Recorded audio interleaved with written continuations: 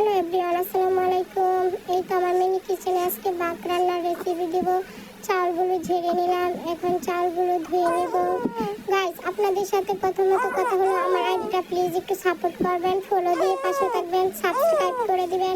এই তো দেখতেই পাচ্ছেন চাউলগুলো ধুয়ে এখন পাতিলের মধ্যে দিয়ে দিব। এই তো দিয়ে দিতেছি পাতিলের মধ্যে, পানির মধ্যে তো আগে ফুট চলে এসেছে। এখন চাউলগুলো ধুয়ে পাতিলের মধ্যে দিয়ে দিলাম। প্লিজ সবাই আমাকে সাপোর্ট করবেন, ইনশাআল্লাহ আমি আপনাদের পাশে থাকার চেষ্টা করব।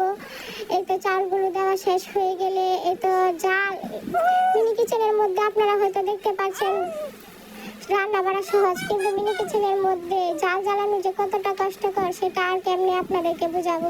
এই তো দেখতেই পাচ্ছেন চালগুলো দেওয়া শেষ হয়ে গেল, এখন ভাতের মধ্যে ফুট চলে এসেছে। এই তো আপনারা দেখতেই পাচ্ছেন, দেখবেন এখন কিভাবে ঢাকনাটা পানি পড়ে তো আবার জালটা নিভে গেল। কত যে কষ্টের পর জাল জ্বালানো হয়েছিল। এই তো দেখতেই পাচ্ছেন ভাত হয়ে গেল। ভাত রান্নার ফাইনাল লুক আপনারা দেখতে পাচ্ছেন। ভাতগুলো বেড়ে নিলাম। এই তো আপনারা দেখতেই পাচ্ছেন ভাত, ডিম ভাজা আর লেবু কাঁচামরিচ একসাথে নিয়ে খেয়ে ফেলাম। গাইস, আজকে